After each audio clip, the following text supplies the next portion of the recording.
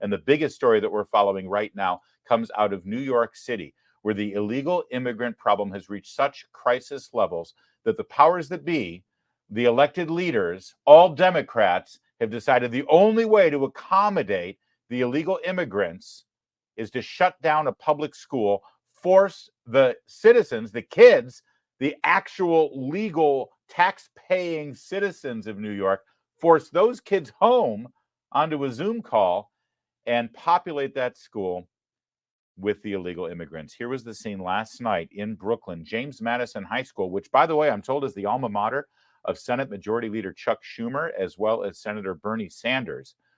Here they all are being ushered into that high school. Parents of students in that school were sent a letter, a notification last night telling them your kid has to stay home tomorrow because the school will be housing illegal immigrants.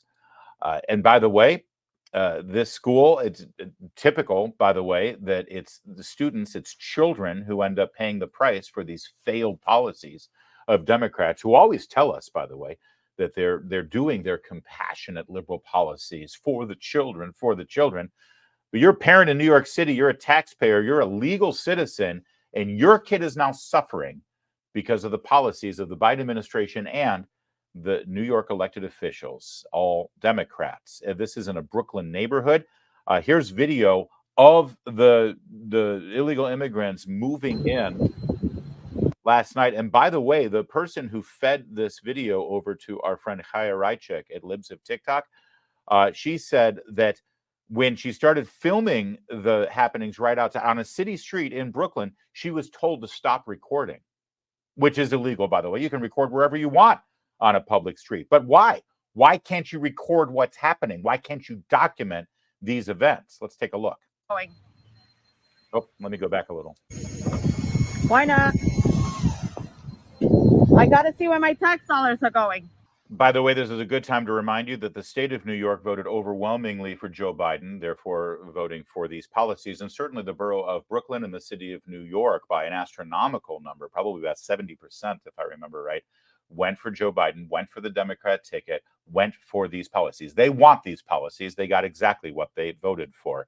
Here's another scene with one of the moms from Brooklyn who, after receiving that notification from the school administration saying your kid stays home and your kid's school is now going to house illegal immigrants who don't even have a legal right to be here, well, she decided to let her voice be heard. How does it feel that you kicked all the kids out of school tomorrow? How does it feel? You feel good? I hope you feel good. I hope you'll sleep really well tonight. Why are you yelling at them? By the way, I'm fascinated by the person who witnesses this moment, realizing what's going on, and decides that they want to ask this angry woman, why are you yelling at them? If I were that woman, I would look at the dude with the camera and say, why aren't you yelling at them? What's wrong with you for not being outraged about this? But she gives the perfect American answer. So I have a right to. That's why. That's why. Because I'm an aggravated mother. That's why. Yeah, look at that. Look at that. Look at that. Taking over my kid's school. Take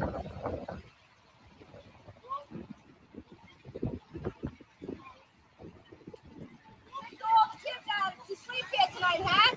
How long you staying?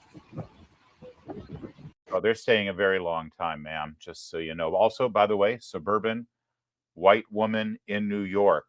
Odds are she voted for these policies. Odds are she didn't like the mean tweets. Odds are this is exactly what she voted for. This is literally America Last playing out before your eyes. The students of citizens and taxpayers in New York, those children, have to take a back seat to illegal immigrants from foreign countries from all around the world who have come here unvetted, untested.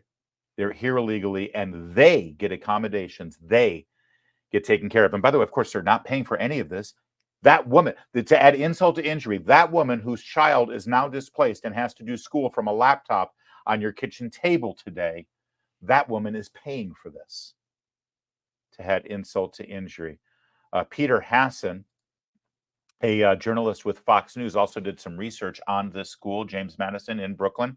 More than 2/3 of those students are economically disadvantaged.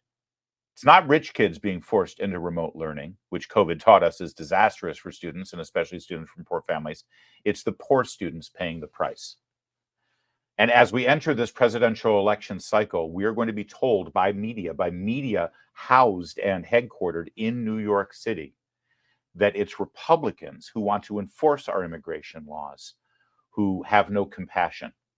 It's Republicans who want to actually fix our economic crisis in this country by cutting taxes and allowing citizens to keep their money. We're going to be told that we have no compassion for poor people, that we have no compassion for children. But look, just look with your eyes how these policies play out when they have their way. And let's be clear, when it comes to immigration in this country, Democrats have their way 100%. They are in control of every aspect of immigration policy. And in New York, how you deal with those illegal immigrants and what you do with them and how you treat them, that's 100% run by Democrats at the state level and at the city level. Republicans have no say in it. Oh, one other thing, those people who are upset in New York about this, they should go to El Paso. They should go to any of the border cities in Texas or in Arizona that have had to deal with this for years and years, who have been ignored by media, who have been ignored by the Democrat Party. They don't care about the border cities in those states. But trust me, what you're seeing in New York or Chicago or DC, LA, San Francisco, it's a drop in the bucket compared to what they've had to deal with in those border cities. There's a lot more at play here too, by the way, because you would think that the member of the House of Representatives that represents part of Brooklyn where this is playing out, that they would be upset, that they would be representing their citizens who are upset about this. You would think that the member of Congress, whose job it is to represent the citizens of New York, would actually be screaming at the administration about the porous border, about the influx of millions of illegal immigrants now displacing kids in New York and kicking them out of their own school. But here's the Congresswoman from Brooklyn who explained exactly how she benefits from these illegal immigrants. In fact, she wants more. And from Brooklyn, New York, we have a diaspora that can absorb a significant number of these migrants. And when I hear colleagues talk about, the doors of the inn being closed, no room in the inn, I'm saying, I need more people in my district, but just for redistricting purposes. And those members could clearly fit here. And I need more people in my district for redistricting purposes. Can we unpack that for a second? For redistricting purposes. In other words, you send more people here, they get counted in the census, and when we redistrict, we'll get another congressman here, another Democrat. By the way, it was revealed in the state of Arizona and in jurisdictions like New York and Maryland and California. There are various local municipalities who are now allowing non-citizens to vote, regardless of the legal status that they have. And in Arizona, it's actually written into the code that they can vote in federal elections. You don't have proof of citizenship, you can go ahead and vote in federal elections. So we want them here for redistricting purposes, as you just heard from Representative Yvette Clarke, so that we can get more representatives for our party. We want you here so you can vote in these elections, once again, helping out the party that allowed you here in the first place, because those mean, racist, xenophobic Republicans don't want you here. And number three, there's another aspect of this revelation from Representative Yvette Clarke. By the way, it's not a revelation. We've all known this. She's just saying it out loud finally and on the record. But there's another part of this revelation, which is if she wants them in her district for redistricting purposes, it's also a revenue play. You say if you have more people in your district, that means you can demand more money from the federal government for services. And who's going to be in charge of doling out those services and doling out the money locally within the congressional district? That woman right there. That gives them more control, more money, more power over your lives. She wants this to happen in her district so she can have all of that control. And who suffers? Who pays? Who actually ends up on the short end of the stick? This woman. This. How does it feel that you kicked all the kids out of school tomorrow? How does it feel? You feel good? I hope you feel good. I hope you all sleep really well tonight. Why are you yelling at them? Because I have a right to. That's why. That's why. Because I'm an aggravated mother. That's why. Yeah, well, I hope you feel better knowing that your congresswoman is actually in favor of what's going on right now because it gives her more people in her district, more representation for her party, more money, more control, more power, because that's really what this is all about. And by the way, most of the coverage of this story last night came from citizen journalists, people like that woman and other people who were on the ground covering this. You didn't see a whole lot of members of the media there. You didn't see the networks there. You didn't see the cable stations there, even though they're all based in New York City. It's not like they don't have the crews.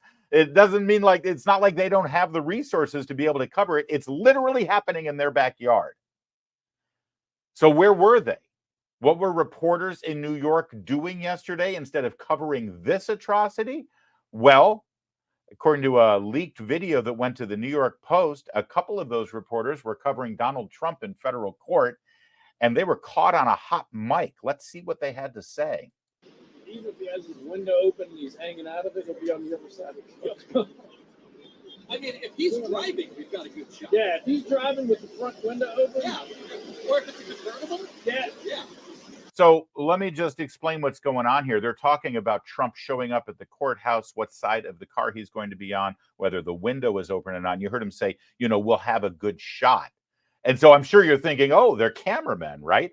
They're looking to get a good shot, a camera shot of former President Donald Trump as he arrives at the courthouse so that they can, view him properly. Yeah, that's not the kind of shot they're talking about. Watch as their dialogue continues. Again, not what they say out loud when they're on camera. No, this is what's caught on a hot mic when they don't think anyone's listening. I wasn't thinking about that. Yeah. Like if he just pulls up like JFK. It's like a JFK, a looping.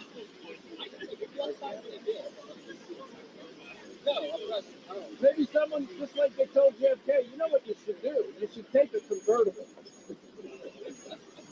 It's so nice out. Just like JFK, you should take the convertible. Gee, memory stirs. JFK in a presidential limousine in a convertible. Yeah, there was definitely a shot made there. Those were reporters in New York joking about assassinating Donald Trump. That's what the reporters were doing in New York instead of covering this outrageous story in Brooklyn.